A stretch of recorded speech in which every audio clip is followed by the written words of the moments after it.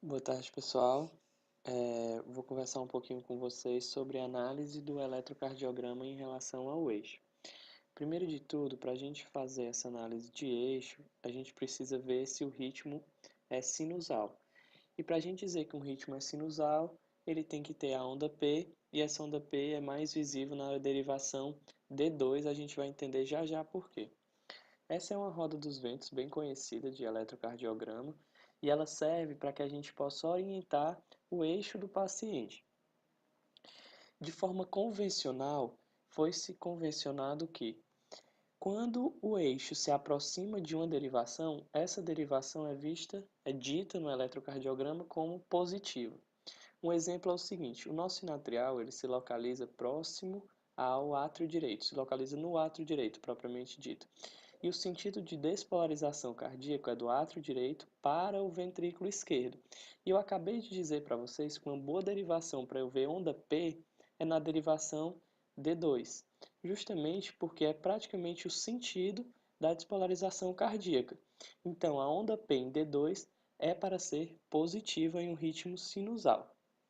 Caso essa onda P esteja negativa, provavelmente os eletrodos estão invertidos ou o paciente apresenta destrocardia, que seria o coração para o lado direito. Então vamos começar. Existe uma forma mais fácil de decorar essa análise, que seria pensando assim: a AVL está à esquerda, então você pensaria no left. Você pensa numa pessoa em pé com os braços levantados. Então, AVL seria left, AVR right, embaixo AVF, lembraria de foot, do inglês que é pés, né? Então, os pés da pessoa estariam embaixo, left à esquerda, right à direita. E os valores que você tem que decorar é que o AVL é no eixo menos 30, o AVR menos 150, D1 0 graus, convencional, né? D2 mais 60 e D3 mais 120 graus. Se o eixo do paciente, vamos para o eletrocardiograma. Primeiro de tudo, como eu disse para vocês, eu vou ver se esse ritmo é sinusal. Alguns eletrocardiogramas, a maioria deles, vem com a derivação D2 longo, que seria uma derivação mais aqui embaixo, mas esse não veio.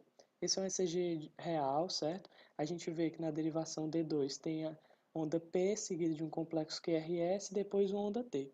Então esse é um ritmo realmente sinusal, certo? Então vamos para a análise do eixo. A primeira coisa quando eu vou analisar um eixo é olhar para a derivação D1. A derivação D1 eu vou olhar o QRS. A gente vê que o QRS é positivo, ou seja, a espícula para cima é maior do que para baixo. Então, eu digo que ele é positivo em D1. Se eu volto para a roda dos ventos, eu vejo que ele é positivo em D1. Então, quer dizer que o eixo está no sentido de D1, certo? Então ele só pode estar entre menos 90 e mais 90, porque se ele tiver, por exemplo, mais 120, ele vai estar correndo para um eixo diferente do de D1, então ele seria um eixo negativo, certo?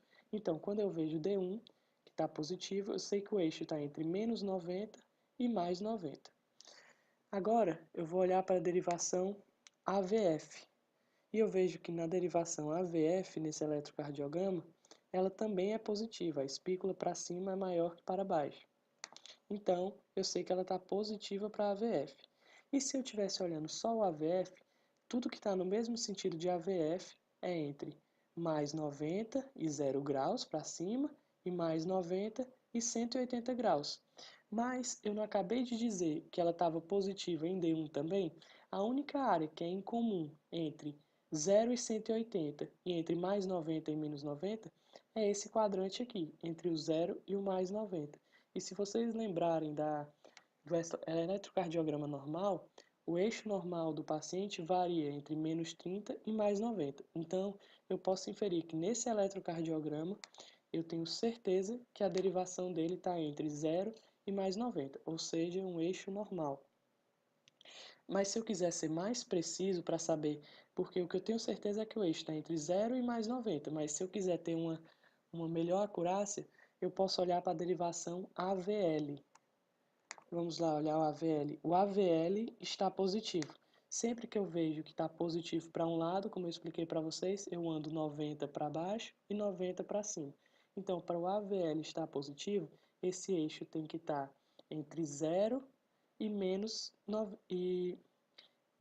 entre 90 e menos 150, mas eu sei que ele está nesse quadrante aqui. Ele está nesse quadrante de baixo, entre o 0 e o mais 90. Então, ele com certeza não está entre menos 30 e 0. Então, esse eixo está entre 0 e mais 30.